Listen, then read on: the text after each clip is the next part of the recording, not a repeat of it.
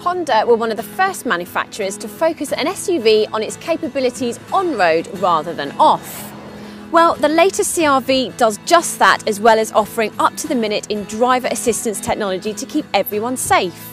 And the size of it gives added security when driving around town. That means space and plenty of it. Not that I'm lazy or anything, but when you have got a button, why not use it?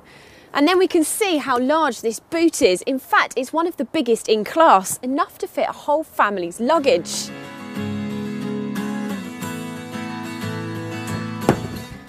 This door opens to nearly 90 degrees, which means clambering in and out is not a drama. And once inside, there's easily enough room for 3 adults. And this virtually non-existent transmission tunnel means that even the middle seat is usable and you don't have to fight with your neighbours on where you're going to put your feet. I might be needing this.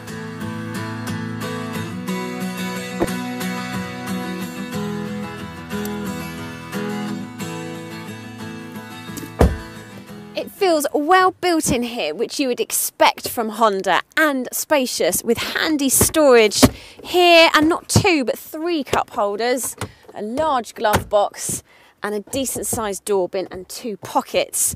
And they've not scrimped on spec either, because if you go one up from the entry level model, you get a reverse parking camera, parking sensors, automatic headlights and wipers. And if you go for the top spec, you get sat nav and a panoramic sunroof, which is perfect for stargazing, or today, rain gazing.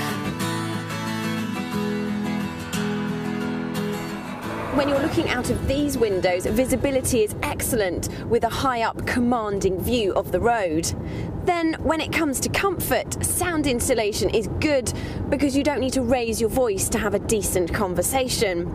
The seats are supportive and the rear suspension is an improvement over the previous model, which means it handles pretty well.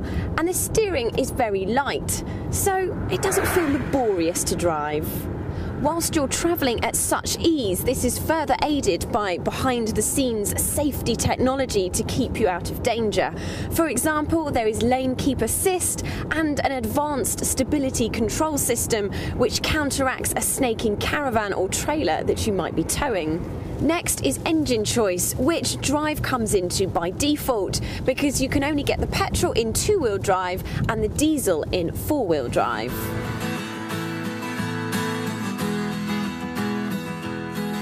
The diesel, though, is the better option to go for because it offers more performance, is more economical, and you can do a bit of moderate off-roading. Go for the manual gearbox over the automatic because the auto is a little bit slow to change gear. Don't get too excited because this is not a proper off-roader.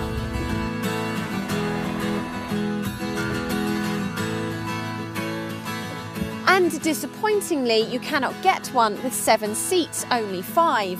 And finally, the most expensive versions are probably best avoided because if you're spending that sort of money, you may as well get a BMW X3 because that would be a better choice.